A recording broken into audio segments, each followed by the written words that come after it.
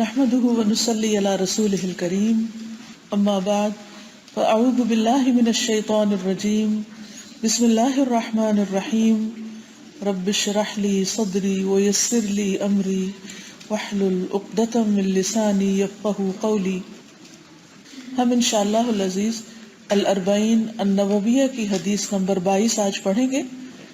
میں پہلے عربی عبارت پڑھوں گی، آپ میرے پیچھے دہرائیے، پھر اس کے بعد اس کا میں لفظی ترجمہ کروں گی، بامحاورہ ترجمہ کروں گی، اور عربی میں ہم حدیث پہ دوبارہ سنیں گے بھی. الحدیث الثانی والعشرون ارأیت اذا صلیت المکتوبات وصمت رمضان عن ابی عبداللہ جابر بن عبداللہ الانصاری رضی اللہ عنہما ان رجلا سأل رسول اللہ صلی اللہ علیہ وسلم فقال ارأیت اذا صلیت المکتوبات وصمت رمضان وأحللت الحلال وحرمت الحرام ولم أزد على ذلك شيئا أأدخل الجنة؟ قال نعم. رواه مسلم. عن ابی عبداللہ جابر بن عبداللہ الانصاری رضی اللہ عنہما ان رجلا سأل رسول اللہ صلی اللہ علیہ وسلم فقال ارأیت اذا صلیت المکتوبات وصمت رمضان واحللت الحلال وحرمت الحرام ولم ازد على ذلك شيئا ادخل الجنة؟ قال نعم. رواہ مسلم. ابو عبداللہ جابر بن عبداللہ رضی اللہ عنہ جو انصاری ہیں، وہ روایت کرتے ہیں کہ ایک شخص نے رسول اللہ صلی اللہ علیہ وسلم سے سوال کیا تو اس نے پوچھا کہ آپ مجھے بتائیے کہ اگر میں فرض نماز پڑھتا رہوں، رمضان کے روزے رکھتا رہوں، حلال کو حلال سمجھوں، حرام کو حرام سمجھوں، اور میں اس میں کسی چیز کا اضافہ نہ کروں، تو کیا میں جنت میں داخل ہو جاؤں گا؟ آپ نے فرمایا ہاں. اس حدیث کا عربی میں سنیے. الاقتصار على الفرائض يدخل الجنة. عن أبي عبد الله جابر بن عبد الله الأنصاري رضي الله عنهما أن رجلا سأل رسول الله صلى الله عليه وسلم فقال أرأيت إذا صليت المكتوبات وصمت رمضان وأحللت الحلال وحرمت الحرام ولم أزد على ذلك شيئا أأدخل الجنة؟ قال نعم. اکثر ایسے ہوتا ہے کہ قرآن مجید کے ساتھ تو ہمارا رابطہ بہت رہتا ہے، ہم روز تلاوت بھی کرتے ہیں، ترجمہ بھی بہت سے لوگ پڑھتے ہیں، تفسیر بھی سنتے ہیں، لیکن عام طور پر حدیث رسول صلی اللہ علیہ وسلم کے ساتھ ہمارا قریبی تعلق نہیں ہوتا. اسی بنا پر آج کی اس مجلس کے لیے حدیث کا انتخاب کیا گیا ہے، کیونکہ رسول اللہ صلی اللہ علیہ وسلم سے محبت ہمارے ایمان کا حصہ ہے. ہم اس وقت تک مومن نہیں جب تک آپ سے محبت نہ کریں، اور آپ کی محبت ہمیں یہ سکھاتی ہے کہ ہم آپ کو جانیں، کیونکہ کسی کو جب زیادہ جانتے ہیں تو اس سے زیادہ بہتر محبت ہوتی ہے. ایک محبت ہوتی ہے دور سے، اور ایک ہوتی ہے کسی کو جاننے کے بعد. اور رسول اللہ صلی اللہ علیہ وسلم کو جاننے کے لیے ضروری ہے کہ ہم آپ کی باتیں اور آپ کی زندگی کے حالات کا مطالعہ کریں، اس کو جانیں. اور ویسے بھی اللہ سبحانہ وتعالیٰ نے قرآن مجید کے ساتھ حکمت بھی نازل کی، اور حکمت رسول اللہ صلی اللہ علیہ وسلم کی یہی باتیں ہیں. تو آپ صلی اللہ علیہ وسلم کی جو حکمت ہے، وزڈم ہے، آئیے ہم اس کے بارے میں پڑھتے ہیں اور دیکھتے ہیں کہ آپ نے ہمیں زندگی گزارنے کے کیسے طریقے سکھائے ہیں اور ہمارے مختلف سوالوں کا جواب کیسے دیا. اب یہاں پر ہم دیکھتے ہیں کہ ابو عبداللہ جابر بن عبداللہ جو مدینہ کے رہنے والے ہیں، انصار میں سے ہیں، وہ یہ حدیث روایت کرتے ہیں کہ ایک شخص نے رسول اللہ صلی اللہ علیہ وسلم سے سوال کیا ان رجلا، کہ بے شک ایک شخص آیا. عام طور پر صحابہ سوال نہیں کرتے تھے، جو باہر سے آنے والے بدوی ہوتے تھے، عربی ہوتے تھے، وہ سوال کرتے تھے. صحابہ کو بہت زیادہ سوال کرنے سے روکا گیا تھا، کیونکہ بعض اوقات سوال پر سوال کرتے رہنے سے انسان کے لیے دین زیادہ مشکل ہو جاتا ہے. اگر ایک بات پتہ چلتی ہے اور سمپل سی بات ہے، انسان اس پر عمل کر لے تو اس کے لیے آسانی ہے. لیکن اگر وہ بال کی کھال اتارتا ہے تو بعض اوقات وہ ایسے نتیجے پہ پہنچتا ہے کہ جہاں جا کر وہ عمل سے بھی دور ہو جاتا ہے. جیسے بنی اسرائیل کو حکم دیا گیا کہ گائے ذبح کرو. اللہ سبحانہ تعالیٰ کا حکم تھا، ان کا فرض بنتا تھا گائے ذبح کر دیتے، لیکن انہوں نے کیا کیا؟ سوال شروع کر دیے اور اپنے لیے گائے کا ذبح کرنا انتہائی مشکل بنا دیا. سوال کر کر کے ایک ایسی گائے کا انہیں بتایا گیا کہ جس کو پھر ڈھونڈنے میں انہیں بہت مشکل کا سامنا کرنا پڑا. اس کے برعکس اگر وہ کوئی بھی گائے ذبح کر دیتے تو حکم پورا ہو جاتا. اسی طرح ہم لوگ بھی بعض اوقات جب عمل نہیں کرنا چاہتے تو بہت سے سوال شروع کر دیتے ہیں، کیسے ہوگا، کیوں ہوگا، کتنا ہوگا، تاکہ یہ دیکھے کہ ہو سکتا ہے یہ حکم ہمارے لیے نہ ہی ہو، کسی اور کے لیے ہو. تو بہرحال ایک شخص آیا اور اس نے پوچھا سأل رسول اللہ صلی اللہ علیہ وسلم، رسول اللہ صلی اللہ علیہ وسلم سے. فقال، تو اس نے کہا ارأیت، آپ بتائیے، اذا صلیت المکتوبات، کہ اگر میں پڑھ لوں یا جب میں پڑھوں مکتوبات، مکتوبت ان کی جمع ہے یعنی لکھی ہوئی، یعنی فرض کی ہوئی فرض نمازیں. وصمت رمضان، اور میں روزے رکھوں رمضان کے مہینے کے. واحللت الحلال، اور حلال کو حلال سمجھوں یعنی حلال کو حلال سمجھ کر اس پر عمل کروں. وحرمت الحرام، اور حرام کو حرام سمجھوں. ولم ازد علی ذلک شیئا، اور اس پر کسی چیز کا اضافہ نہ کروں یہ اپنی طرف سے. ادخل، تو کیا میں داخل ہو جاؤں گا، الجنت، جنت میں. قال نعم، تو آپ نے فرمایا جی ہاں، تم جنت میں داخل ہو جاؤ گے. تو اس سے پتہ چلتا ہے کہ جنت میں داخل کرنے والی چیزیں کیا ہیں، کون سی وہ بیسک ریکوائرمنٹس ہیں جن کا پورا ہونا ضروری ہے. تو یہاں پر ہمیں 4 چیزوں کا پتہ چل رہا ہے. ایک، فرض نمازوں کی ادائیگی. دوسرے، رمضان کے روزے. تیسرے، حلال کو حلال سمجھنا، حلال کو حرام نہ کرنا. اور چوتھے، حرام کو حرام سمجھنا، حرام کو اپنی مرضی یا خواہش کے تحت حلال نہ کرنا. اور پھر دین میں اپنی طرف سے کسی چیز کا اضافہ نہیں کرنا. ولم ازد علی ذلک شیئا. ہو سکتا ہے آپ کے ذہن میں سوال پیدا ہو کہ کیا زکوٰۃ دینے کی ضرورت نہیں؟ تو آگے جا کر انشاءاللہ اس کی وضاحت کروں گی. لیکن اس کو آپ نے زکوٰۃ کا حکم نہیں دیا کیونکہ ہو سکتا ہے کہ اس کے حال حلیے سے وہ شخص غریب معلوم ہوتا ہو. تو ایک شخص جس کے پاس مال ہے ہی نہیں، مفلوق الحال ہے، تو اس کے لیے تو زکوٰۃ فرض ہی نہیں. اور اگر مال نہیں تو حج کا ذکر بھی یہاں نہیں، تو وہ پھر حج بھی نہیں کرے گا. تو اس لیے یہ 2 فرائض جو ہیں یعنی نماز اور روزہ، یہ تو سب کے لیے، لیکن حج اور زکوٰۃ اس کے لیے ہے جس کے پاس مال ہو، وسعت ہو.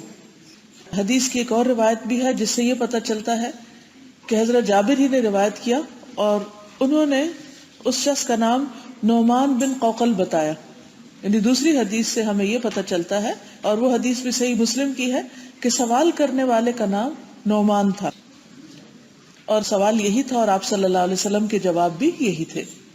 تو سب سے پہلی چیز یہ ہے کہ اگر انسان کسی چیز کو پانا چاہتا ہے تو اس کا طریقہ بھی معلوم کرے. مثلا اگر آپ یہاں سے مانچسٹر جانا چاہتے ہیں تو ایسے ہی گاڑی لے کر سڑک پر نہیں نکل کھڑے ہوں گے، بلکہ کیا کریں گے، میپ دیکھیں گے کہ میں وہاں کیسے پہنچوں. اگر آپ جا رہے ہوں، مثلا آپ ٹام ٹام لے کے جا رہے ہیں اور وہ آپ کو راستہ بتا رہا ہے، اتنے میں آپ کا ہاتھ لگ جاتا ہے اس پر اور وہ آف ہو جاتا ہے، تو آپ کیا کریں گے؟ اچھا کوئی بات نہیں، اندازے سے چلے جاتے ہیں تو کہاں پہنچ جائیں گے؟ ہو سکتا ہے کہ واپس اپنے گھر ہی پہنچ جائیں اندازے سے. تو دنیا کے معاملات میں ہم اندازے سے کام نہیں لیتے، ہر چیز کو پرفیکٹ ہی کرنا چاہتے، خصوصاً جس کام میں ہمارا کوئی فائدہ ہوتا ہے، اور ہم پوری طرح الرٹ ہوتے ہیں، کانشیس ہوتے ہیں کہ کوئی غلطی نہ ہو. مثلا جب آپ کوئی ویب سائٹ دیکھنا چاہتے ہیں اور اس میں آپ صرف 1 ڈیجٹ کا فرق ڈال دیتے ہیں، آپ اپنے موبائل پہ پاسورڈ لگاتے ہیں اور اس میں ایک ڈیجٹ غلط ٹائپ کرتے ہیں، باقی ٹھیک ٹائپ کیا ہوتا ہے، تو کیا آپ کا وہ لاک کھل جاتا ہے؟ نہیں کھلتا نا، فون بند ہی رہتا ہے۔ اسی طرح ای میل اگر آپ کسی کو کر رہے ہیں اور دو لفظوں کے بیچ میں ڈاٹ لکھا جاتا ہے اور آپ نے ڈاٹ مس کر دیا، صرف ڈاٹ کا فرق ہے، تو کیا آپ کا خط پہنچ جائے گا جس کو آپ بھیج رہے ہیں؟ نہیں پہنچے۔ آپ کا یہ کتنے ظالم ہیں، ایک ڈاٹ بھی برداشت نہیں کرتے، اس کی کمی بھی نہیں۔ جی ہاں، ایک ڈاٹ کی کمی بھی نہیں۔ اور خصوصاً جہاں پر جو چیز فرض کے درجے میں ہے اس کے بارے میں تو بہت محتاط ہونے کی ضرورت ہے۔ یہاں اگر ہم سب اپنے آپ سے پوچھیں کیا مجھے جنت میں جانے کا شوق ہے، پوچھیے اپنے دل سے، سوچیے شوق ہے؟ سب کہیں گے بالکل ہے۔ تو پھر اس کا راستہ بھی معلوم ہونا چاہیے۔ اس کے لیے اگر آپ بکنگ کرانا چاہتے ہیں تو کچھ چارجز بھی ہوں گے، کچھ کرنا پڑے گا، اور جنت کے چارجز جو ہیں وہ عمل ہے۔ کرنے کو تو بہت سے کام ہیں، مثلاً آپ کو یونیورسٹی ڈگری کرنے کا شوق ہے، آپ کرتے رہیے، لیکن نبی صلی اللہ علیہ وسلم نے یہاں یہ نہیں بتایا کہ اگر تم یونیورسٹی کی ڈگری کرو گے تو جنت میں پہنچ جاؤ گے، یا تمہارا بزنس اگر بہت بڑا ہوا اور دنیا میں تم ارب پتی ہو گئے تو تم جنت میں چلے جاؤ گے، یا تمہاری شادی بہت اچھی جگہ پر ہو گئی تو تم جنت میں چلے جاؤ گے۔ ایسا تو کچھ نہیں بتایا۔ کیا بتایا؟ کہ یہ 4 کام کرو گے تو جنت میں جاؤ گے۔ ان میں سے 2 تو بالکل ٹو دا پوائنٹ واضح ہیں، لیکن حلال کو حلال اور حرام کو حرام سمجھنا، اس کے آگے مزید تفصیل بھی آتی۔ تو سب سے پہلے نماز فرض ہے۔ قرآن مجید کی ایک اور آیت سورۃ النساء 103 میں اللہ تعالیٰ فرماتے ہیں ان الصلاۃ کانت علی المؤمنین کتابا موقوتا، بے شک نماز مومنوں پر مقررہ اوقات کے ساتھ فرض کی گئی، یعنی فرض بھی ہے اور اوقات کی پابندی بھی فرض ہے۔ اب یہ نہیں ہو سکتا کہ آپ جاب پر ہیں اور ہر روز ظہر کی نماز قضا کر کے اور پھر عصر کے ساتھ آ کے گھر میں پڑھیں ٹائم گزرنے کے بعد، جبکہ عصر کی اذان ہو چکی ہو، اور ساری زندگی کا یہی معمول بنائے رکھیں۔ نہیں، وہاں پر ہی اپنا فرض پورا کرنا ہوگا۔ اگر سنت نفل کا ٹائم نہیں تو بھی جو فرض کی 4 رکعتیں ہیں وہ اپنے وقت کے اندر پڑھنی ہوں گی۔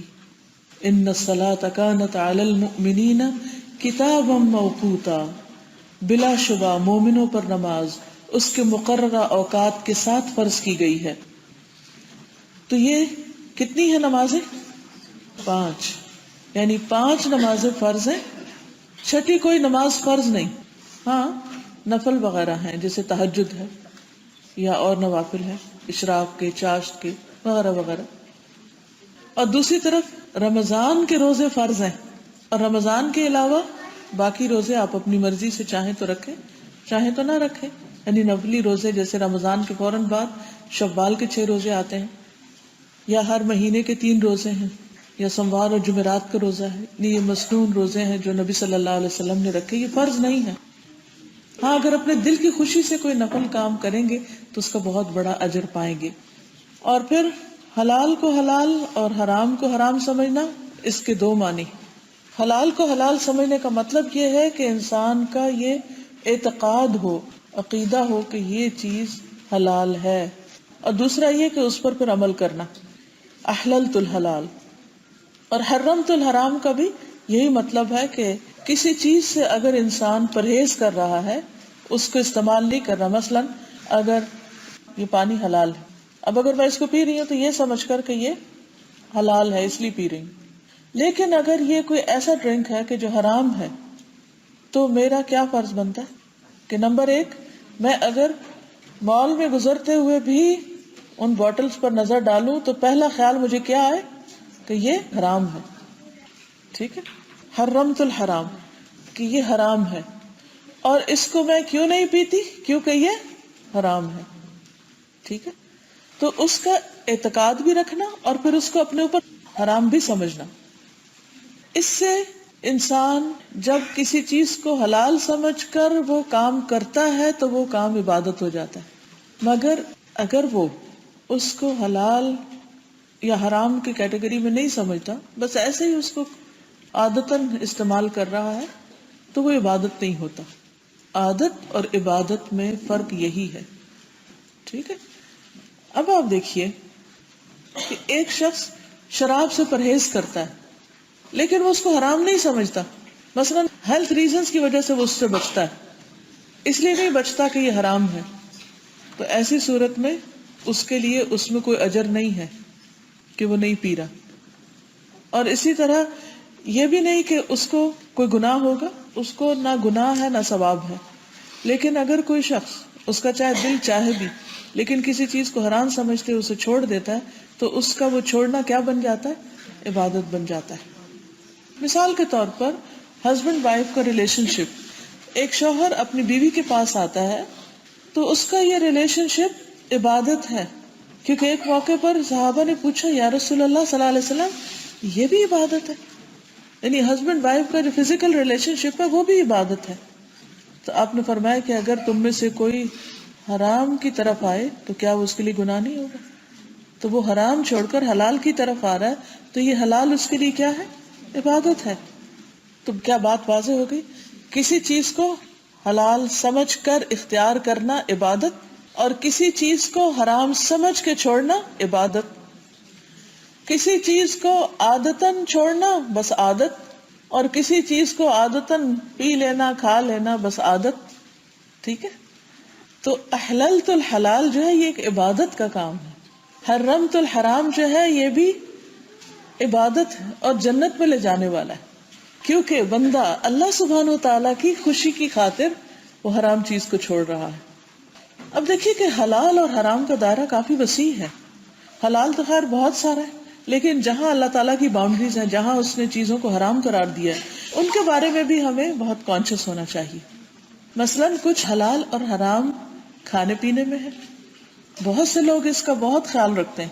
کچھ بھی کھانے سے پہلے وہ ضرور دیکھتے ہیں کہ یہ حلال ہے یا حرام ہے, اس کے انگریڈینٹس پڑھتے رہتے ہیں, پھر وہ مختلف ویب سائٹ سے چیک کرتے رہتے ہیں. وہ کبھی بھی ایسے ہیپیزڈ کوئی بھی چیز اٹھا کے کھانے نہیں لگ جاتے. وہ میک شور کرتے ہیں کہ یہ حلال ہے تب کھاتے ہیں.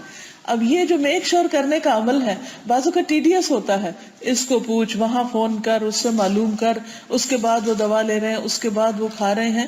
یہ ساری ایفرٹ کہاں گئی؟ ایسے نہیں کہ وین ہے, فضول ہے. یہ ساری ایفرٹ آپ کی عبادت بن رہی ہے. آپ حلال کو حلال ثابت کر رہے ہیں اور اس کی تلاش میں ہیں, لہٰذا آپ کے لیے اجر ہے.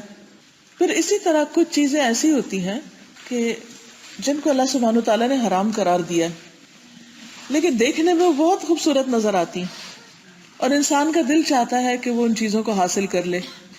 مثال کے طور پر کوئی لڑکا کسی لڑکی کی طرف یا لڑکی لڑکے کی طرف اٹریکٹڈ ہے اور وہ اس کو حاصل کرنا چاہتی ہے یا کرنا چاہتا ہے, لیکن نکاح کی کوئی صورت نہیں. تو آؤٹ آف ویڈ لاک, شادی کے بغیر وہ اس کے ساتھ ریلیشن رکھے ہوئے ہے. یہ کیا ہے؟ اب ایک یہ ہے کہ وہ کہے کہ اس میں کوئی غلط نہیں, کچھ غلط نہیں, اور دوسرا وہ کہے کہ یہ غلط ہے پر میں مجبور ہوں, تب بھی گناہ ہے, لیکن آدھا.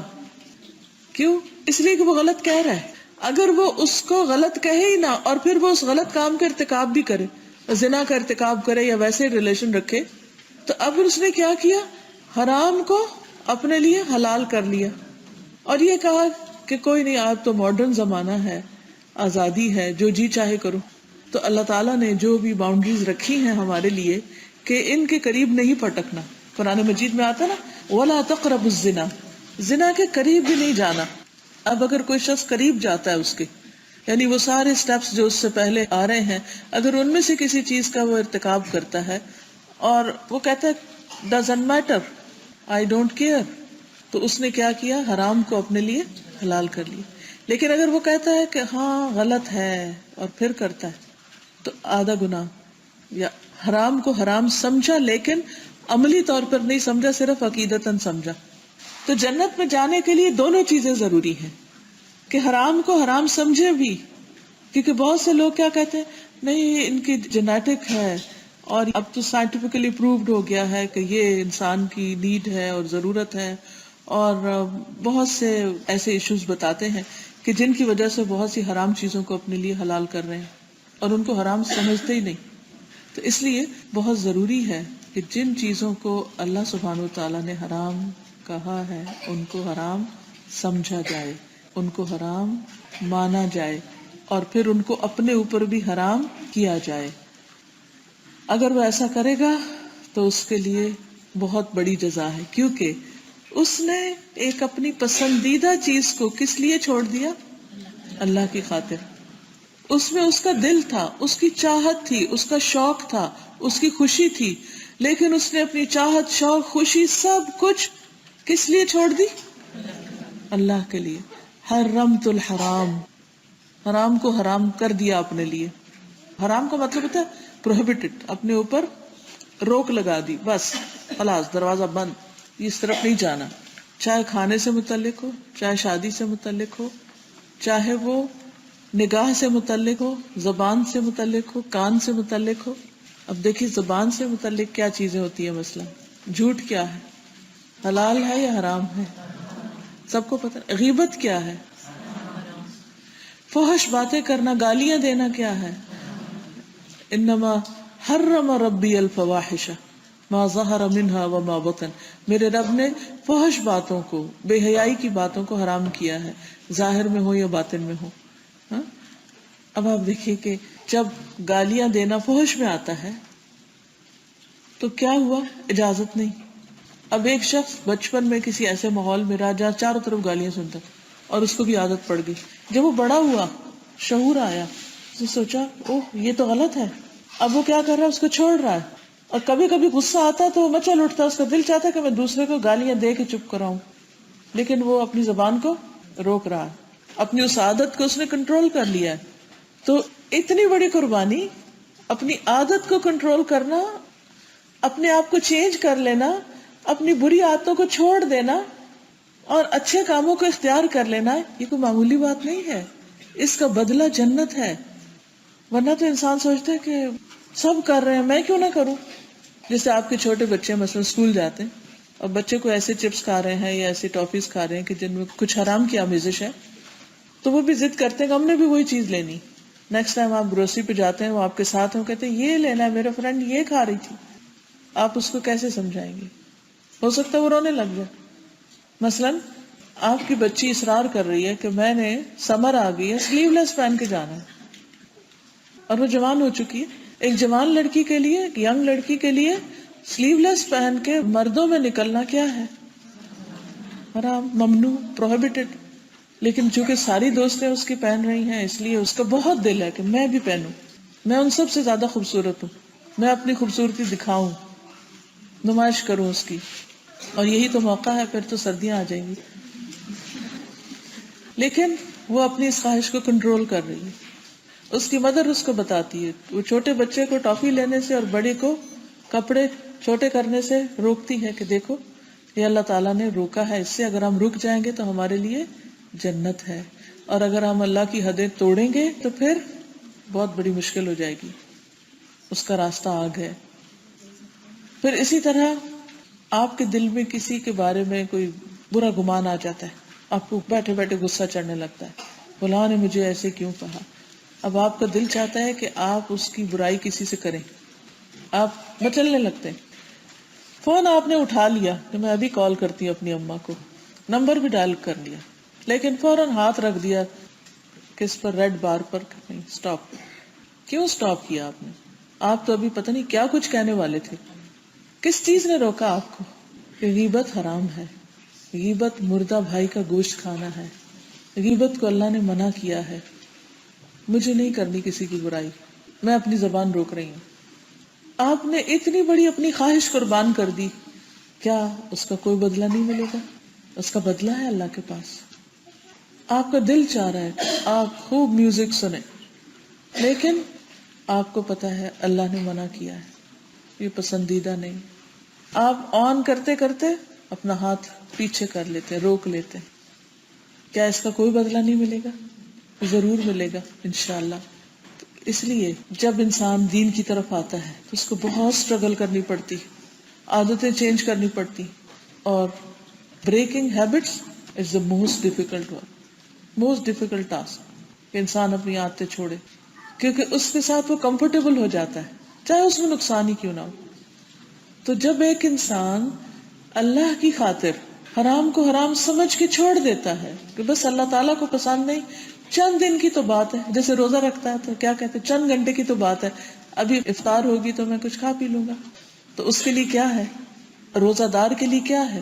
حدیث میں آتا ہے للصائم فرحتان، روزہ دار کے لیے دو خوشیاں ہیں. ایک خوشی اس کو افطار کے وقت ملتی کہ جب اس کو اجازت مل جاتی ہے کہ ہاں اب کچھ کھا پی لو، اور دوسری خوشی اس کو اپنے رب سے ملاقات کے وقت ہوگی. when he or she will see the face of Allah subhanahu wa ta'ala، اور اللہ سے بات کرے گا اور اللہ تعالیٰ اس سے خوش ہوگا کہ اے میرے بندے میں تجھ سے خوش ہوں کیونکہ تو نے میری پسند کے مطابق زندگی گزاری. آج میں تجھے تیری پسند کی دنیا دیتا ہوں، تیری پسند کی جزا دیتا ہوں، تیری پسند کا بدلہ دیتا ہوں. مومن کے لیے ساری زندگی کا روزہ ہے جس میں وہ ان ساری چیزوں سے بچتا ہے جن سے بچنے کے لیے اللہ سبحانہ وتعالیٰ نے حکم دیا ہے.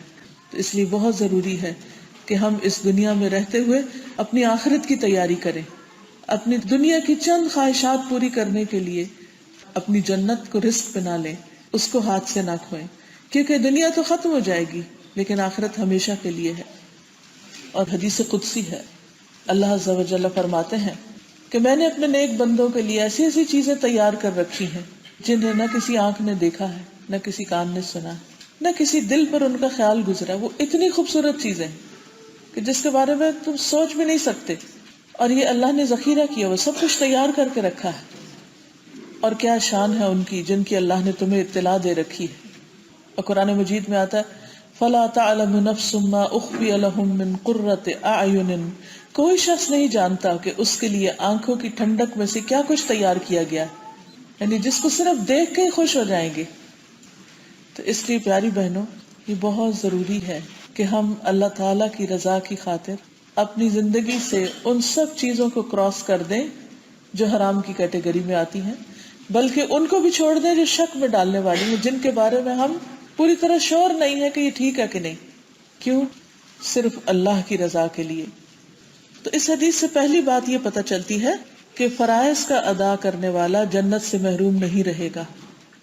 مثلا اگر کوئی شخص صرف فرض نماز پڑھ لیتا ہے اور نفل نہیں پڑھتا تو اس کو برا بھلا نہیں کہا جائے گا، اس نے اپنا فرض ادا کر لیا ہے. کیونکہ کسی آدمی کا اعلیٰ ترین درجے میں نہ ہونا اس کے جنت میں جانے کے راستے میں رکاوٹ نہیں جب تک کہ وہ فرض پورا کر رہا ہے. لیکن فرائض میں کوتاہی کرنا یہ انسان کی جنت میں رکاوٹ کا باعث بن سکتا ہے. مثلا اگر کوئی شخص نماز پڑھتا ہے اور صرف فرض پڑھ لیتا ہے یا صرف سنت تک پڑھ لیتا ہے، نفل نہیں پڑھتا، تو بعض لوگ مائنڈ کرتے ہیں، وہ کہتے ہیں تم نے نماز نہیں پڑھی.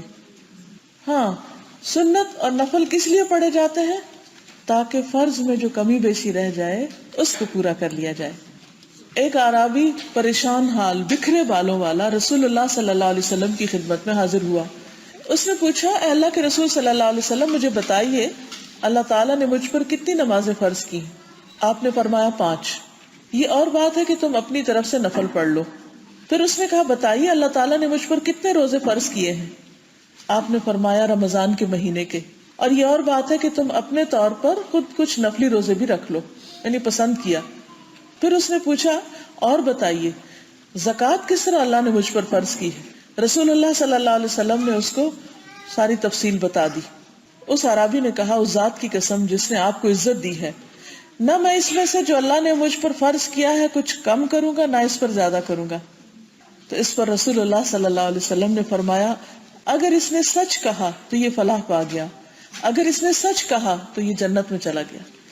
تو اس سے بھی کیا پتہ چلتا ہے کہ فرض نماز کے علاوہ اگر کوئی خوشی سے نوافل ادا کرے تو بہت اچھا ہے، کیونکہ جنت کے 100 درجے ہیں.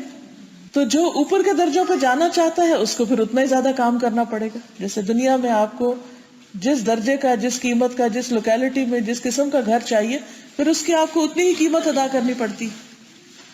لیکن یہ یاد رکھیے کہ فرائض کی کمی نوافل سے پوری ہوگی. اس لیے اگر کبھی شک ہو جاتا ہے ہمیں، مثلا 3 رکعتیں پڑھی ہیں یا 4، اور وہ شک ہمیں بہت دیر بعد جا کے ہوتا ہے، اب وہ وقت بھی گزر چکا ہوتا ہے، اب کیا ہوگا؟ اب وہ کمی کیسے پوری ہوگی؟ وہ نوافل کے ساتھ ہوگی. ہو سکتا ہے ہم نے پوری پڑھی ہو لیکن ہو سکتا ہے کم ہو.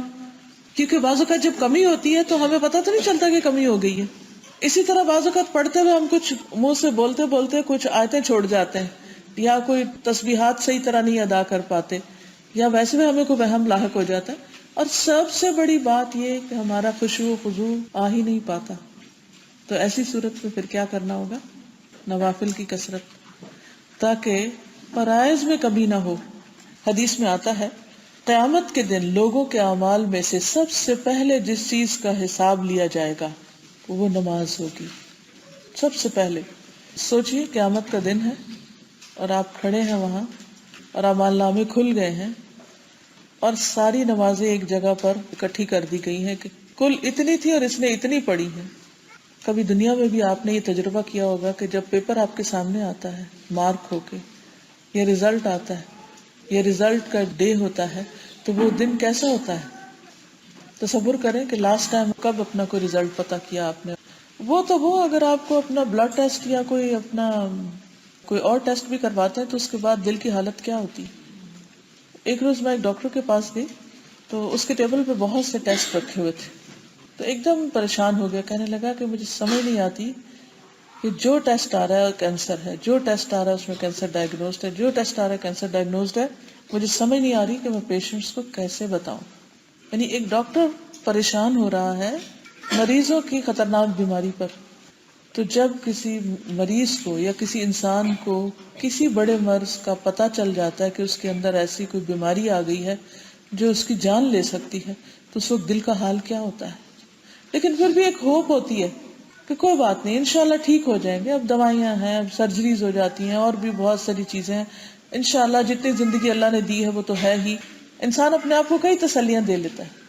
لیکن سوچئے تھوڑی دیر کے لیے کہ قیامت کے دن کس چیز سے ہم اپنے آپ کو تسلی دیں گے؟ کہ میرے بچے اپنی نمازیں کچھ مجھے دیں گے جن کی خاطر میں نے نمازیں چھوڑی. بہت سی مائیں صرف بچوں کی محبت میں نماز چھوڑ رہی ہوتی ہیں. کیوں؟ اب یہ بھوکے ہیں، اب یہ تھکے ہوئے ہیں، اب ان کا یہ کام ہے، اب انہیں جلدی اسکول سے لینے جانا ہے، اب چھوڑنے جانا ہے. اچھا نماز بعد میں پڑھ لیں گے. تو بتائیے بہنوں، کیا قیامت کے دن اگر ان ریزنز کی وجہ سے نمازیں کم ہوں گی تو کوئی بچہ آگے آ کے کہے گا ماما آپ میرے اوپر اتنا ٹائم لگاتی تھی، یہ میری نماز آپ لے لیں اور آپ کی کمی میں بھگت جاؤں گا؟ کوئی بھی نہیں. سارے بھاگ جائیں گے. کوئی پہچانے گا بھی نہیں. ماں باپ کو نہیں پہچانے گے لوگ. اتنی بے وفائی کر دیں. کچھ خواتین شوہر کی محبت میں نمازیں چھوڑے رکھتی کہ اب شوہر کو خوش کرنا ہے اس لیے نماز کوئی بات نہیں بعد میں دیکھی جائے گی.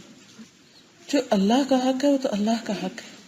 اس میں اپنی جان پہ تکلیف بھی اٹھانی پڑے تو اٹھا لیجئے، لیکن اپنے فرائض میں کوتاہی نہیں کیجئے. تو نبی صلی اللہ علیہ وسلم نے فرمایا قیامت کے دن لوگوں کے اعمال میں سے جس عمل کا سب سے پہلے حساب ہوگا وہ ان کی نماز ہوگی. ہمارا رب عز و جل فرشتوں سے فرمائے گا، حالانکہ وہ پہلے ہی خوب جاننے والا ہے. اللہ تعالیٰ حساب کیسے لیں گے اس کا طریقہ بتایا جا رہا ہے. فرشتوں سے کہیں گے میرے بندے کی نماز دیکھو. یہ قیامت کا دن ہے، نماز کا پیپر سامنے ہے. اللہ تعالیٰ فرما رہے اس کی نمازیں دیکھو، گنو، حساب کرو کتنی ہیں، کیا حساب کتاب ہے اس کا، کیا اس نے ان کو پورا کیا تھا یا اس میں کوئی کمی ہے. چنانچہ اگر وہ مکمل ہوگی تو پوری کی پوری لکھ دی جائے گی، ٹک لگا دیا جائے گا کہ پوری کمپلیٹ 100%، کوئی بھی نہیں چھوڑی. کیا ہمارا نام اعمال ایسا ہو سکتا ہے کہ اس میں ہو کہ کوئی بھی نہیں چھوڑی، ایک بھی کم نہیں؟ سوچئے اگر کچھ کمی ہوگی تو اللہ تعالیٰ فرمائیں گے دیکھو کیا میرے بندے کے کچھ نوافل ہیں، کچھ نفل پڑھتا تھا یہ. اگر نفل ہوئے تو اللہ تعالیٰ فرمائے گا کہ میرے بندے کے فرضوں کو اس کے نفلوں سے پورا کر دو، یعنی فرض کی کمی نفل سے پوری کر دو. پھر اسی انداز سے دیگر اعمال لیے جائیں گے. پھر روزے لائے جائیں گے، دیکھو پورے ہیں، نہیں اتنے کم ہیں. دیکھو کوئی نفل رکھے تھے، اگر رکھے تھے تو کمی پوری کر دی جائے، نہیں رکھے تھے مائنس ہو گیا، وہاں سے معاملہ ریڈ مارک ہو گیا. اسی طرح زکوٰۃ صدقات سے پوری کر دی جائے گی. اسی طرح حج عمرہ وغیرہ اگر کچھ کیا ہو ساتھ. تو یہ جو ہمیں نوافل دیے گئے اس لیے نہیں کہ اب اس حدیث سے ہم یہ مطلب لیں اچھا کوئی فرق نہیں پڑتا، ہم فرض تو پڑھ ہی رہے ہیں نا. کچھ لوگ صرف یہ فرض پڑھتے ہیں، نہ سنت نہ نفل کچھ بھی نہیں، اور مستقل طور پر ایسا کرتے رہتے ہیں. یہ بہت غلط ہے. یعنی یہاں فرض کی بات اس لیے نہیں کی گئی کہ انسان کبھی نفل پڑھے ہی نہ، کیونکہ ہمیں کیا پتا کہ ہمارے فرضوں میں کہاں کہاں کمی رہ گئی. بعض اوقات ایسا بھی ہو سکتا ہے کہ آپ کا وضو ہی ٹھیک نہ ہو اور آپ نے نماز پڑھی ہو. کبھی ایسا بھی ہو سکتا ہے کہ آپ نے عبادت ٹھیک نہ پڑھی یا کوئی اور ریزن ہو سکتی, تو وہ ساری ناقص ہو گئی نا نمازیں. کبھی ہو سکتا ہے کہ ٹائم کے بعد پڑھی ہو. اور پھر یہ بھی یاد رکھیے کہ صرف فرائض پوری کرنے سے بھی بات نہیں بنتی, اس کے ساتھ ساتھ کبیرہ گناہوں سے بچنا بھی ضروری ہے. اس کی وضاحت ایک حدیث میں ہوتی ہے. رسول اللہ صلی اللہ علیہ وسلم نے فرمایا, جو شخص اس حال میں آئے کہ اللہ کی عبادت کرتا ہو, اس کے ساتھ کسی کو شریک نہ ٹھہرائے, نماز قائم کرتا ہو, زکوٰۃ ادا کرتا ہو, ماہ رمضان کے روزے رکھتا ہو اور کبیرہ گناہوں سے بچتا ہو, تو اس کے لیے جنت ہے, یا وہ جنت میں داخل ہو جائے گا. لوگوں نے پوچھا کہ کبیرہ گناہوں سے کیا مراد ہے, کبیرہ گناہ کون سے ہیں؟ آپ نے فرمایا, اللہ کے ساتھ کسی اور کو شریک ٹھہرانا, یعنی کسی اور سے دعائیں مانگنا یا اس کے آگے نظر نیاز کرنا یا سجدہ کرنا, کسی مسلمان کو قتل کرنا, میدان جنگ سے فرار اختیار کرنا. ایک اور جگہ پر آتا ہے والدین کی نافرمانی کرنا.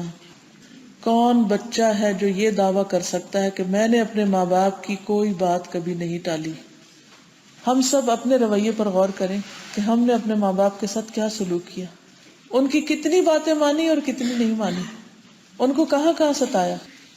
خاص طور پر بچے جب جوانی کی حد کو پہنچتے ہیں, یوتھ میں داخل ہوتے ہیں, ٹین ایج میں داخل ہوتے ہیں, تو کوئی ہے ماں باپ جو یہ کہے کہ میرے بچے ٹین ایج میں ہونے کے باوجود مجھے کبھی تنگ نہیں کرتے؟ چھوٹی چھوٹی باتوں پر ماں باپ کو کتنا ستایا جاتا ہے. تو والدین کی نافرمانی جو ہے یہ بھی کبیرہ گناہوں میں سے, غلط بیانی کرنا یہ بھی کبیرہ گناہوں میں سے, جھوٹ وغیرہ بھی. ایک اور جگہ پر آپ نے فرمایا, 5 نمازیں اور ایک جمعے سے دوسرے جمعے تک اور رمضان سے رمضان تک اپنے درمیان سرزد ہونے والے گناہوں کے لیے کفارہ بن جاتے ہیں. یعنی ایک نماز کے بعد دوسری نماز کے بیچ میں اگر کوئی چھوٹی موٹی غلطیاں ہو گئی ہیں تو اگلی نماز میں جب وضو کرتے ہیں تو گناہ دھل جاتے ہیں, جب نماز پڑھتے ہیں تو گناہ ختم ہو جاتے ہیں, جو سر پہ ہوتے ہیں وہ جب نیچے رکوع میں جاتے ہیں تو گر جاتے ہیں, اسی طرح سجدے میں جاتے ہیں تو انسان جب سلام پھیر کے اٹھتا ہے تو بالکل پاک صاف ہو چکا ہوتا ہے. لیکن آپ نے فرمایا جب تک کبیرہ کا ارتکاب نہ کرے, مثلا ماں سخت ناراض ہے اور انسان نمازیں پڑھتا جا رہا ہے, تو ماں کی ناراضگی اپنی جگہ ہے, اس کو ٹھیک کرنا ہوگا, معافی مانگنی ہوگی, اس کو خوش کرنا ہوگا, الا یہ کہ ماں کسی غلط بات پہ ناراض ہے. بعض اوقات ماں باپ جو ہیں وہ غلطی پر ہوتے ہیں, تو جہاں اللہ سبحانہ و تعالیٰ کا حکم ہے تو وہاں والدین کی نہیں مانی جائے گی. اور ویسے بھی آپ دیکھیے کہ حرام چیزوں کو چھوڑنا جو ہے یہ صرف جنت میں جانے کی بات نہیں, بلکہ اللہ سبحانہ و تعالیٰ کے ہاں انسان کا مقام اور معیار بہت بڑھ جاتا ہے. فرمایا اتق المحارم تکن اعبد الناس. رسول اللہ صلی اللہ علیہ وسلم نے حضرت ابو ہریرہ سے فرمایا تھا, تم اللہ کی حرام کردہ چیزوں سے بچو تو سب سے زیادہ عبادت گزار بن جاؤ گے. یعنی عبادت صرف نماز روزے کی ادائیگی کا نام نہیں بلکہ حرام چھوڑنے کا نام بھی ہے. حرمت الحرام سے تم سب سے بڑے عبادت گزار بن جاؤ گے. لیکن افسوس کے ساتھ یہ کہنا پڑتا ہے, اور آپ سب کے مشاہدے کی بات بھی ہے, کہ کئی دفعہ ایسا ہوتا ہے کہ لوگ نماز بھی پڑھ رہے ہوتے ہیں, حج پہ حج بھی کرتے ہیں, لیکن اپنے بال بچوں کو خرچہ نہیں دیتے, نان نفقہ نہیں دیتے, ان کا حق مارتے ہیں, ظلم کرتے ہیں. اور ظلم کیا ہے؟ ظلم حرام ہے. اللہ تعالیٰ فرماتے ہیں میں نے اپنے اوپر ظلم حرام کیا ہے بندو, تم آپس میں ایک دوسرے پر ظلم نہ کرو. اسی طرح بعض لوگ روزے بھی رکھتے ہیں لیکن امانت کا پاس نہیں رکھتے. کوئی بات ان کے پاس امانت ہو, یا کسی کے مال کی کوئی امانت ان کے پاس ہو, یا کوئی اور چیز کسی نے رکھی ہو تو اس کے بارے میں کیئر لیس ہوتے ہیں. اسی طرح کچھ لوگ صدقہ خیرات بھی کرتے ہیں لیکن وعدوں کی پابندی نہیں کرتے. تو آپ دیکھیے کہ انسان اس وقت تک عبادت گزار نہیں بن سکتا جب تک وہ حرام کو نہ چھوڑے. حرام کو چھوڑنے سے ہی بڑا عبادت گزار بنا جا سکتا ہے. ایک مومن کسی کو دھوکہ نہیں دیتا, لیکن کس قدر افسوس اور دکھ کی بات ہوتی ہے کہ جب انسان نمازی اور حاجی ہو کر اپنے بزنس میں دوسروں کو دھوکہ دیتا ہے, پیمنٹ پوری لے لیتا ہے اور کام کر کے نہیں دیتا. ہوتا نا بعض اوقات بزنس پارٹنرز ہوتے ہیں, بعض اوقات کانٹریکٹس کرتے ہیں آپ لوگوں کے ساتھ, بعض اوقات چھوٹی چھوٹی جابز بھی ہوتی ہیں جیسے پلمبنگ ہے یا گھر کی تعمیر کے چھوٹے موٹے کام ہوتے ہیں, تو اس میں کچھ لوگ صحیح مٹیریل نہیں لگاتے اور دھوکہ کر جاتے ہیں. بعض اوقات آپ آرڈر کوئی چیز کرتے ہیں اور آپ کو ملتی کوئی اور چیز ہے, اس میں فالٹ ہوتی. کہ ساری دھوکہ دہی کی قسمیں. آپ کسی کو آرگینک کر کے کچھ چیز بیچیں اور وہ آرگینک نہ ہو. اب مثلاً آپ جیسے گروسری کرنے جاتے ہیں، وہاں ٹیگ لگا ہوتا ہے آرگینک کا، کیا آپ جا کے چیک کرتے ہیں کہ واقعی جہاں سے آئی وہاں سے آرگینک ہی آئی ہے، کہ اس میں کوئی پیسٹیسائڈ استعمال نہیں ہوئے؟ کوئی نہیں کرتے. اعتماد ہے نا، ایک ٹرسٹ کی بنا پر لیتے ہیں. تو اسی طرح ہو سکتا ہے کہ آپ پر کچھ لوگ کچھ باتوں میں ٹرسٹ کرتے ہوں. مثلا کسی نے اپنی بچی آپ کو دی شادی کر کے، ٹرسٹ کر کے، اور آپ نے ان سے کئی قسم کے وعدے کیے، اور جب شادی ہو گئی تو اس کے بعد سب وعدے بھول گئے. تو دھوکا. کتنے بار آپ لوگوں سے سنیں گے یہ بات کہ ہمارے ساتھ بڑا دھوکا ہوا ہے، کہتے ہیں نا لوگ. اور پھر کہتے ہیں کہ دیندار لوگ دھوکا دے رہے ہیں. کتنا شرم آتی ہے اس وقت جب کوئی کہے کہ دیندار. مجھے تو لگتا ہے جب مجھے کسی نے گالی دے دی، اتنا برا لگتا ہے جب کوئی یہ کہتا ہے کہ دیندار لوگوں نے یہ کیا. یہ قرآن پڑھنے پڑھانے والے یہ کر رہے ہیں، تو پھر اور زیادہ تکلیف ہوتی ہے.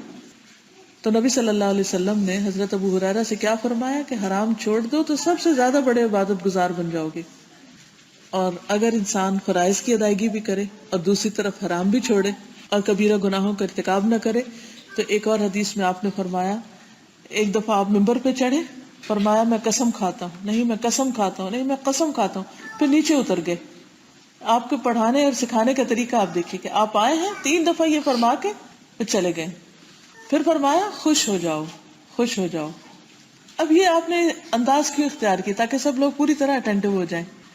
پھر فرمایا جس نے 5 نمازیں پڑھی اور کبیرہ گناہ نہیں کیے، وہ جنت کے جس دروازے سے چاہے گا داخل ہو جائے گا.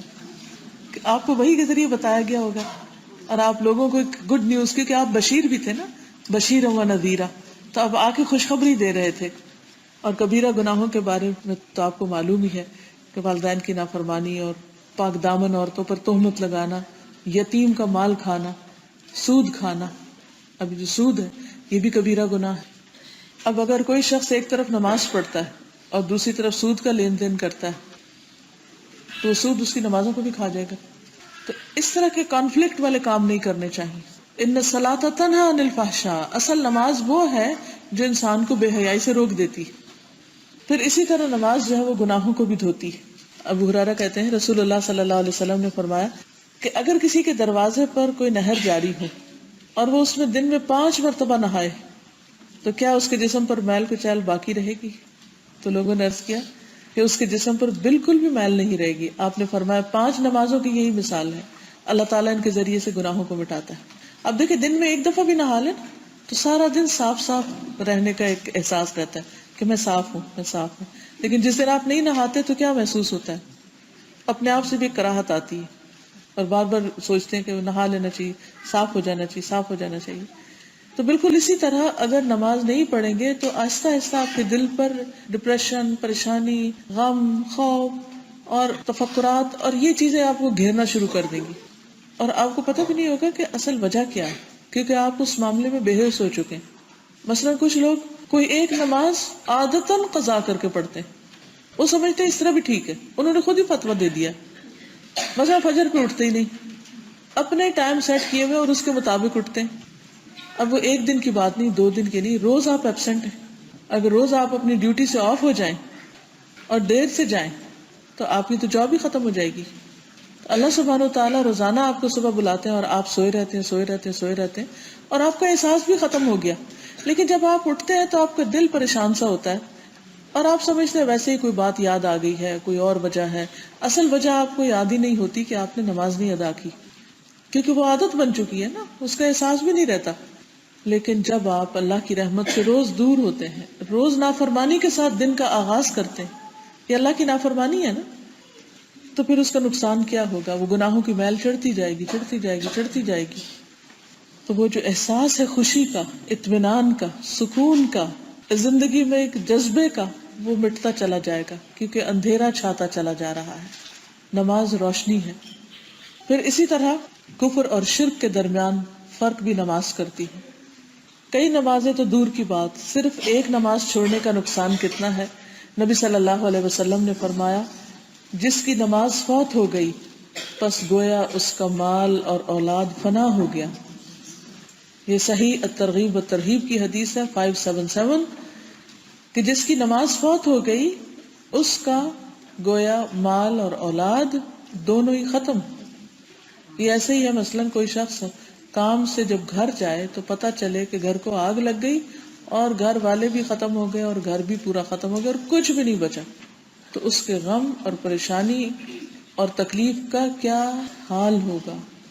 گھر میں سے کوئی ایک شخص فوت ہو جائے، کسی کا باپ فوت ہو جائے، کسی کی ماں فوت ہو جائے، تو آپ نے دیکھا ہوگا کہ لوگ مہینوں بلکہ سالوں غمگین رہتے ہیں، دکھی رہتے ہیں، پریشان رہتے ہیں. اور جب کوئی موقع آتا ہے تو کچھ نہ کچھ یاد کر کے رو دیتے ہیں، اکیلے بیٹھے بھی رو دیتے ہیں ان کو یاد کر کے. ہم سب کے اوپر یہ کیفیات گزرتی ہیں کہ سالوں پہلے بھی اگر کسی بہت محبوب ہستی کی وفات ہوئی ہے یا اس کا ہم پر کوئی احسان ہو تو ہم بیٹھے بیٹھے رو دیتے ہیں بغیر کسی وجہ کے، صرف یاد آنے پہ رو دیتے ہیں کہ میری محبوب ہستی دنیا سے چلی گئی اور واپس نہیں آ سکتی. لیکن کتنی ہی نمازیں چلی گئیں، فوت ہو گئیں، جو ان سے بھی زیادہ محبوب ہونی چاہیے تھی، لیکن کیا ہم کبھی روئے؟ کیا ہمیں کبھی دکھ ہوا کہ ہماری نماز چلی گئی ہے؟ اور اگر دکھ نہیں تو پھر کیسا ایمان ہے، کیسا دل ہے ہمارے اندر، کتنا سیاہ. نبی صلی اللہ علیہ وسلم نے فرمایا جان بوجھ کر نماز مت چھوڑا کرو، اس لیے کہ جو شخص جان بوجھ کر نماز چھوڑ دیتا ہے اس سے اللہ کی ذمہ داری ختم ہو جاتی ہے، وہ اللہ کی حفاظت سے نکل جاتا ہے. پھر اسی طرح نماز منافقوں پر بھاری ہوتی ہے، خصوصاً فجر اور عشاء کی. آپ صلی اللہ علیہ وسلم نے فرمایا منافقوں پر فجر اور عشاء سے زیادہ بھاری کوئی نماز نہیں. اگر انہیں ان نمازوں کا ثواب معلوم ہو جائے تو وہ اس میں ضرور پہنچے، خواہ وہ اپنے سرین پر گھسٹ کر ہی کیوں نہ آئے. یعنی اگر پاؤں سے نہیں چل سکتے تو سرین کے بل گھسٹ گھسٹ کے، جیسے بچے چلتے ہیں نا بعض اوقات، اس طرح گھسٹ کے بھی مسجد تک پہنچے، لیکن وہ نماز نہ چھوڑیں. اگر انہیں پتہ چل جائے کہ وہ کیا عمل کرنے جا رہے ہیں. ہوتا یہ ہے نا کہ ہمیں چونکہ نماز کا کوئی انسٹنٹ ریوارڈ نہیں ملتا، کوئی فائدہ نہیں ملتا، کوئی دنیا کا کوئی مال نہیں ملتا اس کی وجہ سے، تو ہمیں اس کی کوئی ویلیو نہیں پتہ چلتی، کوئی قدر و قیمت ہم محسوس نہیں کرتے. اگر پتہ چل جائے کہ ایک نماز سے ہم نے کیا کمایا، اگر وہ کسی سالڈ شکل میں ہمارے سامنے آ جائے تو کسی بھی قیمت میں ہم نہ چھوڑیں. مثلاً اگر آپ راستے میں جا رہے ہوں اور راستے میں کوئی والیٹ گرا ہوا ہو یا سونے کا کوئی ٹکڑا گرا ہوا ہو اور آپ گزر کے آ جائیں گھر، تو آپ کو خیال ہے کہ او ہو میں نے تو ایسی چانس مس کر دی، چلو جا کے دوبارہ دیکھتا ہوں، کیا پتا وہ وہاں رکھا ہی ہو، اٹھا لاتا. دنیا کے حقیر سے فائدے کے لیے تو ہم واپس بھی اٹھ کے جانے کو تیار ہوں گے، لیکن گھر آ کے اگر اسی وقت آپ کو خیال ہے کہ اچھا نماز کا وقت نماز پڑھو، یعنی میں بہت تھکا ہوں، وہ جو گری ہوئی چیز ہے اس کے لیے نہیں تھکا ہوا، وہ واپس جا کے اٹھا سکتا ہوں کیونکہ وہ وقتی دنیا کا فائدہ ہے نا. لیکن اس وقت نماز پڑھنا وہ نہیں پڑھ سکتا. اللہ تعالیٰ معاف کر دے. اب دیکھیے ہمیں شرم کیوں نہیں آتی جب ہم اللہ کا دیا وہ رزق کھاتے ہیں، پیتے ہیں، انجوائے کرتے ہیں، سب کچھ ہے، اور جب اللہ سبحانہ و تعالیٰ کو خوش کرنے کا وقت آتا تو منہ موڑ جاتے. اس قدر نہ شکرے. کوئی آپ کے ساتھ یہ کرے، مثلاً کوئی آپ کے گھر رہ رہا ہو اور ہر فیسلٹی انجوائے کر رہا ہو، اور اگر آپ اس کو تھوڑا سا کوئی کام کہیں تو وہ کہے جی میں نہیں کر سکتا، آپ کو کیا محسوس ہوگا؟ آپ کہیں گے اٹھا کے اس کو باہر پھینکو، جتنا بھی نہیں کر سکتا.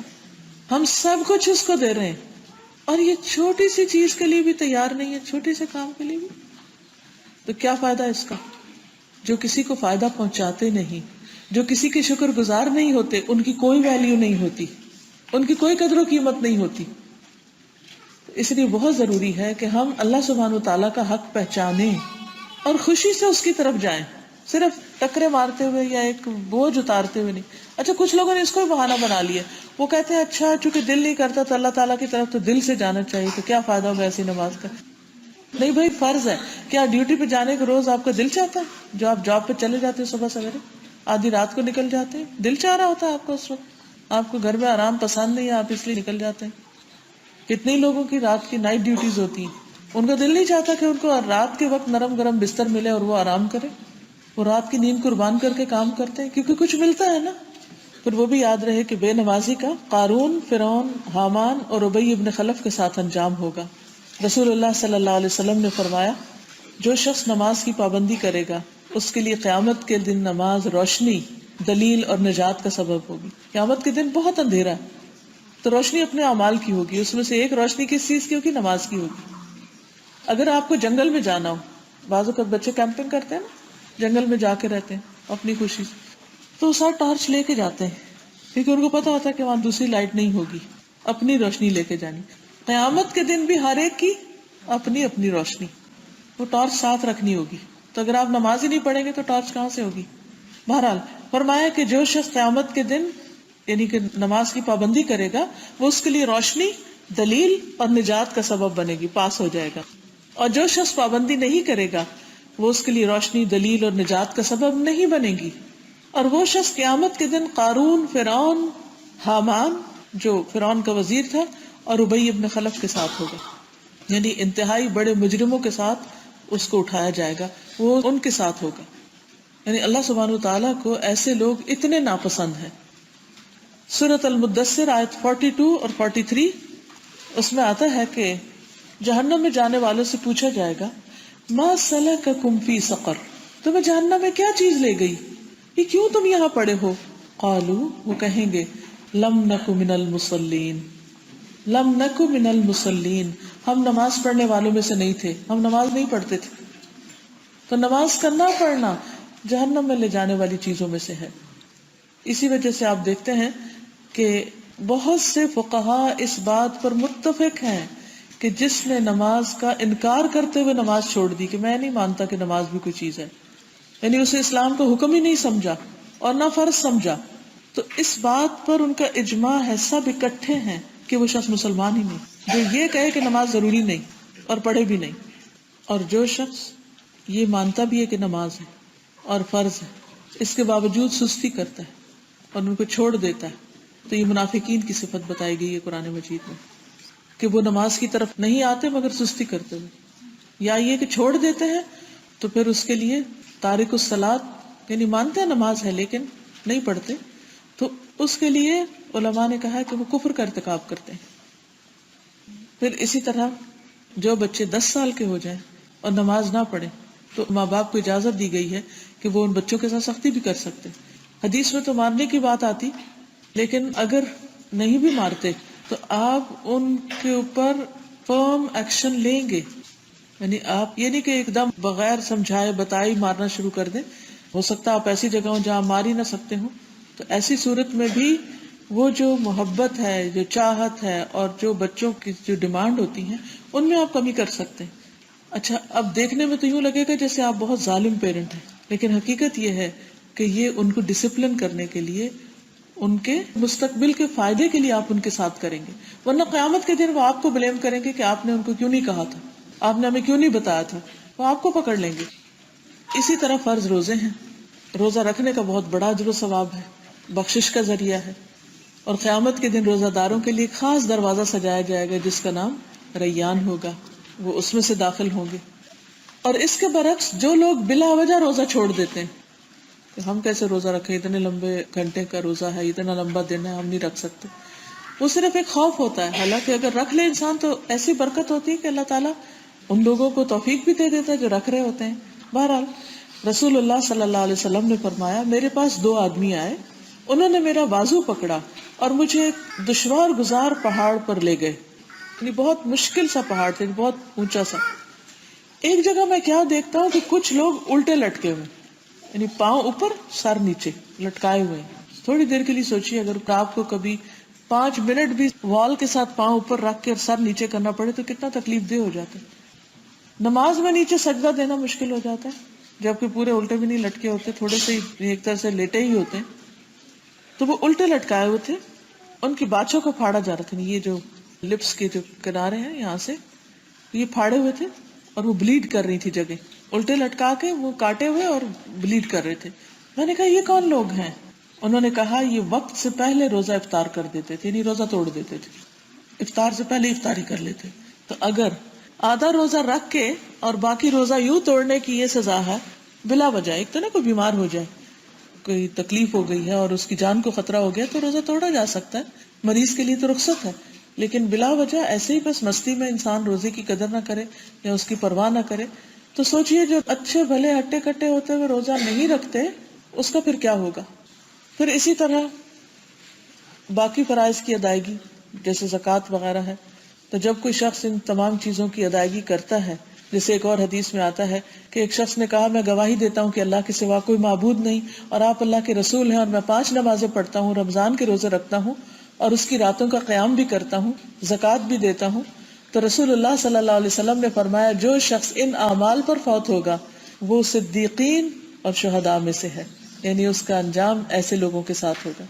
دیکھیں اگر ہم یہ بات سمجھ جائیں نا کہ اللہ تعالیٰ نے ہمیں اپنی عبادت کے لیے پیدا کیا اور ہم پیدا ہو چکے اور اب دنیا میں موجود ہیں اور اب یہ کرنا ہی کرنا ہے کام. مثلا اگر آپ کسی یونیورسٹی میں ایڈمیشن لے لیتے ہیں تو اس میں کوئی چیز آپ کی پسند کی تھی، کوئی نہیں ہوتی، کوئی کورس آپ کو بہت اچھا لگتا، کوئی نہیں لگتا، کسی پہ نماز بھاری ہوتی، کسی پہ روزہ بھاری ہوتا ہے، لیکن آپ اس لیے کرتے ہیں کہ یہ اس ڈگری کی ریکوائرمنٹ ہے تو آپ سب کچھ کرتے چلے جاتے ہیں. تو اسی طرح جنت میں جانے کی کچھ ریکوائرمنٹس ہیں، تو مرضی ہے یا نہیں، پسند ہے یا نہیں، مشکل ہے یا آسان ہے، وہ کرنا ہی کرنا ہے. تو اگر کوئی کر لیتا ہے تو اس کے لیے بہت بڑا انعام ہے. پھر اسی طرح صدقہ خیرات اس اعتبار سے بھی بہت فائدہ مند ہے کہ انسان کی نمازوں، روزوں، حج، زکوٰۃ میں بھی اگر کوئی کمی رہ گئی، کوئی بھول چوک ہو گئی تو صدقہ اس کا بھی کفارہ کرتا ہے، کیونکہ صدقہ کا لفظ صدق سے ہے، سچائی. ایک انسان اپنے سچا ہونے کا ثبوت دیتا ہے اپنے خون پسینے کی کمائی کو اللہ کے راستے میں دے کر. اور خصوصاً اگر انسان اس طرح خرچ کرتا ہے کہ دایاں ہاتھ دیتا ہے تو بائیں کو خبر بھی نہیں ہوتی ہے، تو ایسا شخص عرش کے سائے تلے ہوگا قیامت کے دن. پھر اسی طرح جو لوگ زکوٰۃ نہیں دیتے ان کا وہ زیور ان کے لیے آگ بن جائے گا قیامت کے دن. ایک حدیث کے مطابق گنجا سانپ جو ہے وہ ان پر مسلط کر دیا جائے گا، جو ان کی ان جبڑوں کو کاٹے گا اندر سے، جس میں دانت لگے ہوتے ہیں. اور ہم سب کو کچھ بھی خبر نہیں کس وقت ہماری موت کا وقت آ جائے. سوچئے موت کے بعد اگلا مرحلہ کیا ہے؟ قبر. کوئی بھاگ سکتا اس سے؟ کوئی کہہ سکتا میں نے نہیں جانا؟ کبھی سوچا کیجئے آج سے 5 سال بعد میں کہاں ہوں گی، 10 سال بعد میری عمر کیا ہوگی، 20 سال بعد میں کہاں ہوں گی. پچھلے 20 سال پہلے سوچ لیا کیجئے کہ پچھلے 20 سال پہلے کہاں تھی اور اب میں کہاں ہوں. اگلے 20 سال بعد کہاں ہوں گی؟ اچھا اگلے 30 سال بعد کہاں ہوں گی؟ اگلے 40 سال بعد کہاں ہوں گی؟ اگلے 50 سال بعد کہاں ہوں گی؟ اگلے 60 سال بعد کہاں ہوں گی؟ اگلے 100 سال بعد میں کہاں ہوں گی؟ آج سے 500 سال بعد میں کہاں ہوں گی؟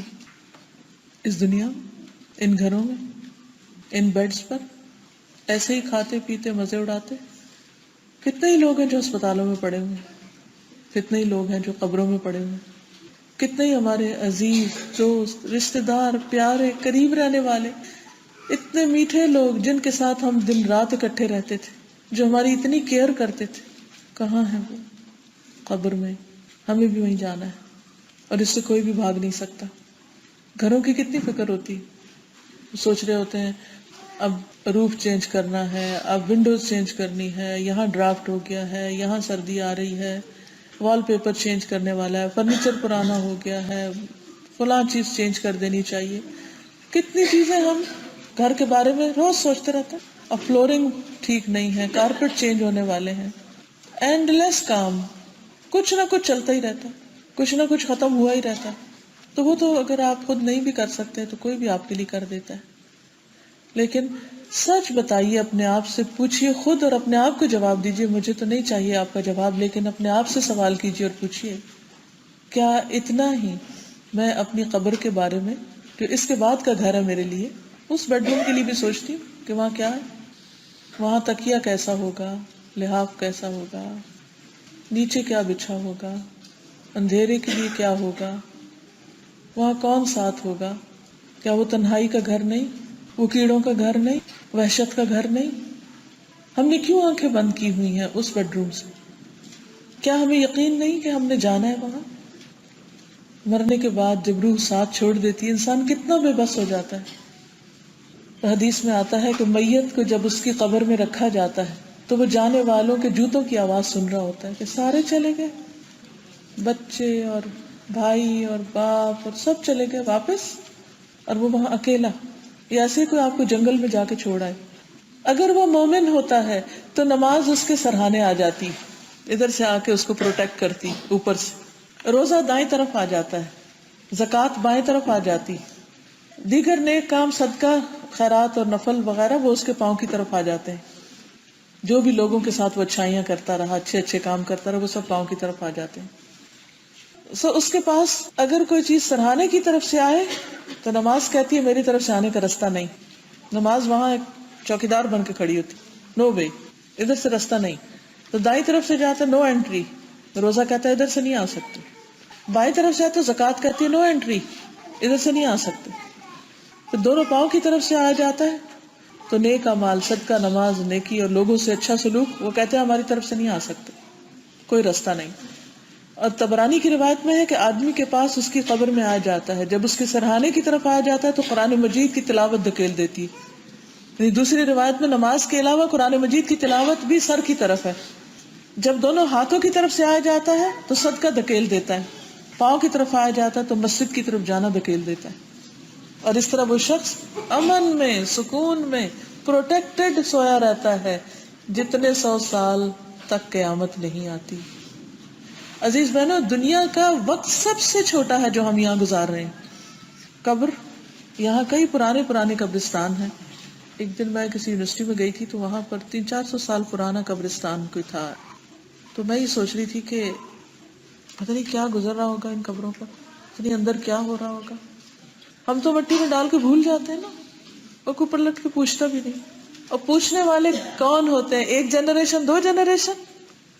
باپ کی قبر پہ چلے جائیں گے, دادا کی پہ چلے جائیں گے. کسی کو ہے پتا پڑ دادا کی قبر کدھر ہے؟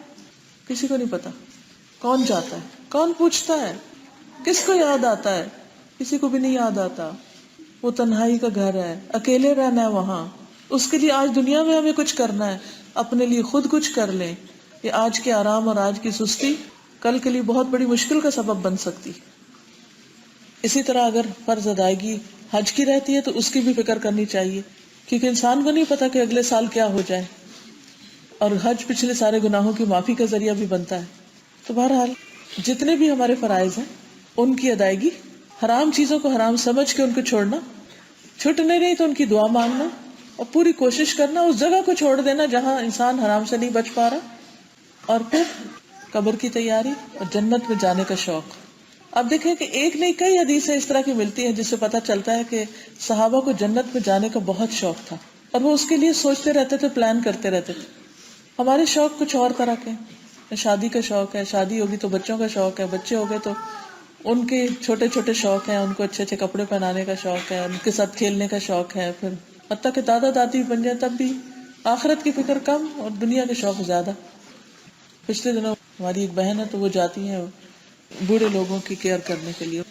بتانے لگی کہ میرے جو پیشنٹ, جو بوڑھے لوگ ہیں جن کے پاس میں جاتی ہوں, ان میں سے 100 سال کی ہیں تقریباً, اور ان سے ان کی بات ہوئی تو کہنے لگی کہ یعنی کہ تم مسلم ہو تو پرے کرتی ہو, تو تم پرے کرو تو میرے لیے دعا کرو کہ میں اور زندہ رہوں.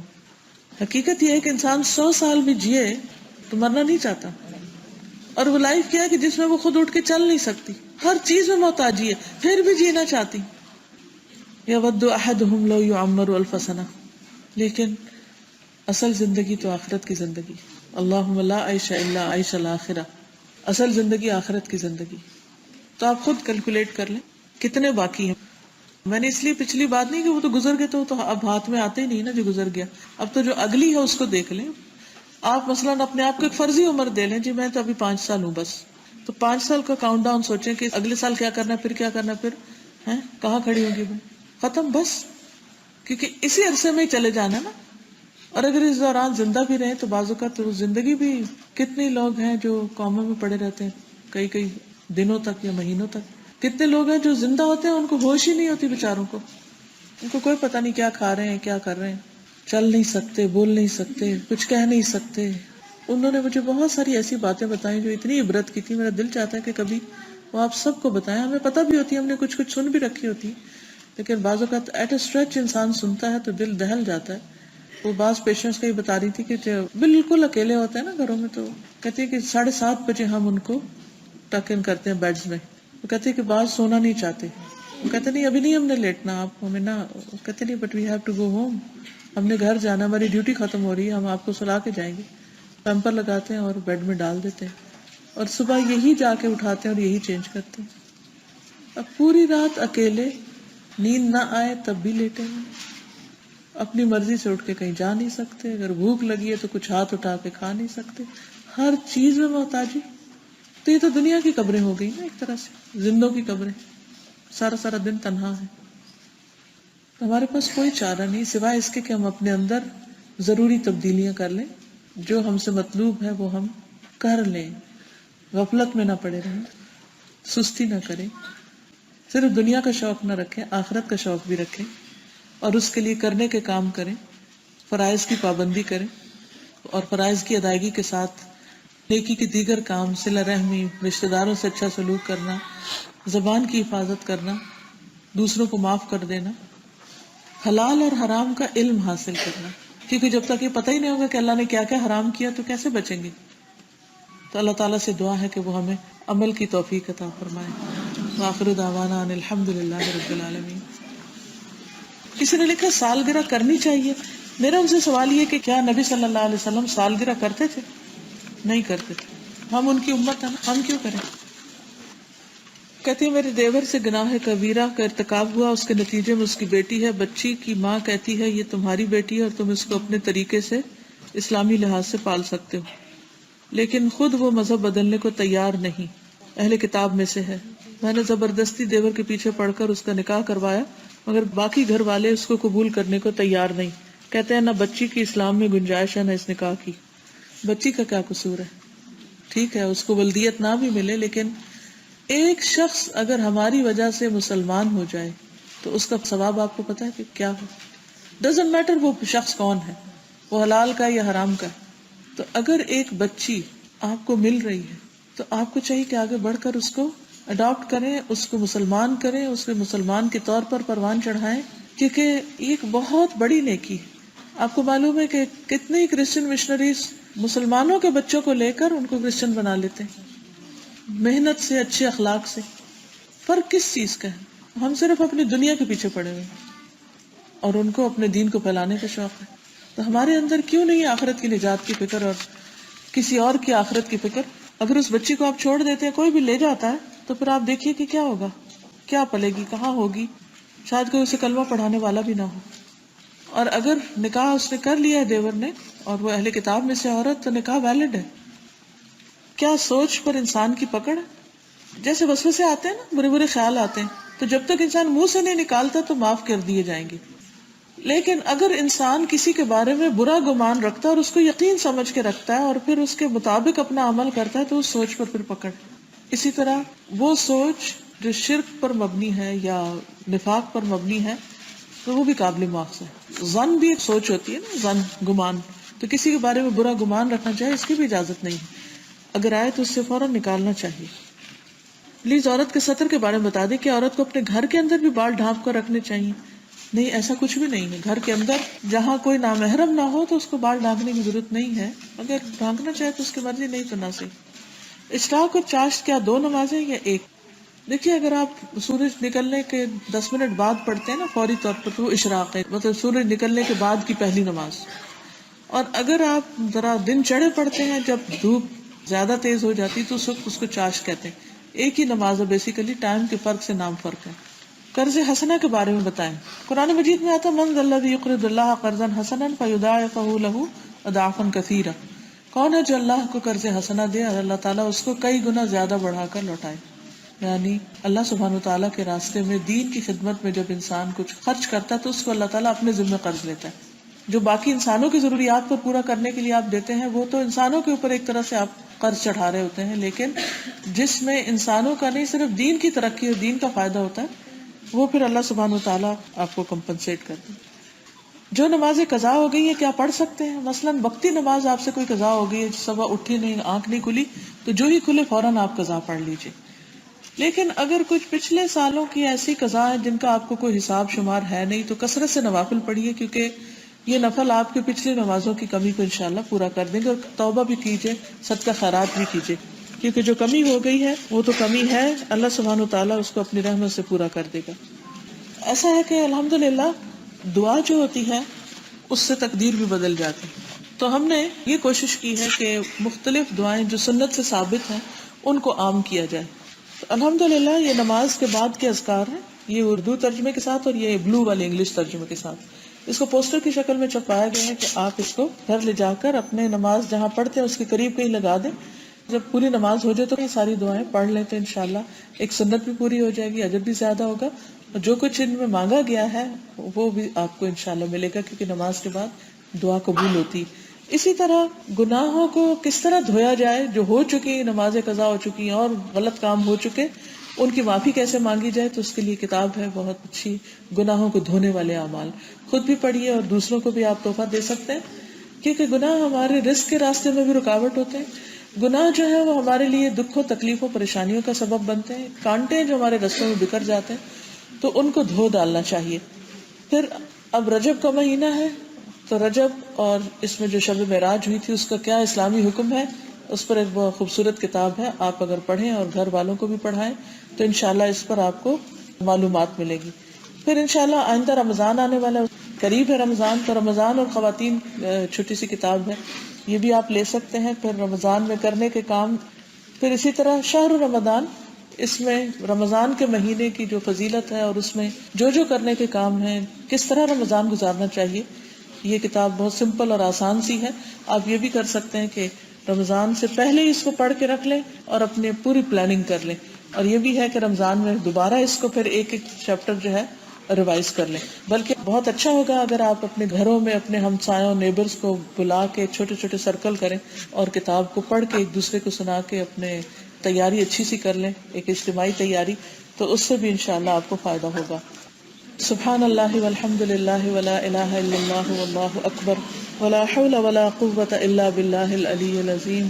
اللہم صل علی محمد وعلی آل محمد کما صلیت علی ابراہیم وعلی آل ابراہیم انک حمید مجید۔ اللہم بارک علی محمد وعلی آل محمد کما بارکت علی ابراہیم وعلی آل ابراہیم انک حمید مجید۔ ربنا آتنا فی الدنیا حسنۃ وفی الآخرۃ حسنۃ وقنا عذاب النار۔ ربنا لا تزغ قلوبنا بعد إذ هديتنا وهب لنا من لدنك رحمة إنك أنت الوهاب۔ ربنا هب لنا من أزواجنا وذرياتنا قرة أعين واجعلنا للمتقين إماما۔ یا حی یا قیوم برحمتک نستغیث۔ یا اللہ پاک، جو کچھ ہم نے پڑھا ہے ہمیں اس پر عمل کی توفیق عطا فرما۔ اللہ ہمیں فرائض کی پابندی کرنا سکھا دے۔ اللہ تو ہماری عادتوں کو بدل دے، ہمارے دلوں کو بدل دے۔ یا اللہ ہمیں حرام سے بچا، یا اللہ ہمیں حلال رستے اختیار کرنے کی توفیق دے۔ اللہم اکفنا بحلالک عن حرامک واغننا بفضلک عمن سواک۔ لا الہ الا اللہ وحدہ لا شریک لہ، لہ الملک ولہ الحمد وہو علی کل شیء قدیر۔ لا حول ولا قوة الا باللہ، لا الہ الا اللہ، لا نعبد الا ایاہ، لہ النعمۃ ولہ الفضل ولہ الثناء الحسن۔ لا الہ الا اللہ مخلصین لہ الدین ولو کرہ الکافرون۔ یا رب العالمین، یا ارحم الراحمین، جو کچھ ہمارے بچوں کے اندر ایسی عادتیں ہیں جو تجھے پسند نہیں، یا اللہ ان کو دور کر دے اور انہیں ہدایت عطا فرما، انہیں ہماری آنکھوں کی ٹھنڈک بنا، انہیں ہمارے لیے صدقہ جاریہ بنا۔ اللہ تو ان کے اخلاق کی، ایمان کی، عبادات کی حفاظت فرما۔ یا رب العالمین، تو ہماری قبروں کو روشن کر دینا۔ اللہ تو ہمیں قبر کے عذاب سے بچانا، اللہ جہنم کے عذاب سے بچانا، اللہ جنت الفردوس عطا فرمانا، اپنے چہرے کے دیدار کی تو لذت عطا فرمانا اور تو اس سے محروم نہ کرنا۔ یا اللہ تو ہمیں دنیا اور آخرت میں نیک لوگوں کی کمپنی عطا فرما۔ یا حی یا قیوم برحمتک نستغیث۔ اللہ تمام بیماروں کو صحت عطا فرما، اللہ سب دکھی لوگوں کے دکھ دور فرما۔ یا رب العالمین، جو ہمارے والدین دنیا سے جا چکے ہیں ان کی بخشش فرما، ان پر اپنی رحمت نازل فرما۔ اللہ جو زندہ ہیں والدین، اللہ ان کی تکلیفوں اور پریشانیوں کو دور فرما دے اور ان کو صحت اور عافیت سے نواز۔ رب ارحمہما کما ربیانی صغیرا۔ اللہ ہمارے تمام عزیزوں، دوستوں، رشتہ داروں کو دنیا اور آخرت کی بلائیاں نصیب فرما۔ یا رب العالمین، جو قرضوں تلے دبے ہوئے ان کے قرضے دور کر دے۔ یا اللہ جو کسی بھی طرح کے بیماریوں اور مصیبتوں کے بوجھ تلے ہیں، اللہ ان کی پریشانیاں دور کر دے۔ یا رب العالمین، جتنی بھی بہنیں یہاں آئی ہیں ان کا آنا، بیٹھنا، سننا، سیکھنا قبول فرما اور ایک ایک قدم پر ان کے لیے بہترین اجر لکھ لے۔ ربنا تقبل منا انک انت السمیع العلیم وتب علينا إنك أنت التواب الرحيم وصلى الله تعالى على خير خلقه محمد وعلى آله وأصحابه وأهل بيته أجمعين برحمتك يا أرحم الراحمين. إلهي آمين.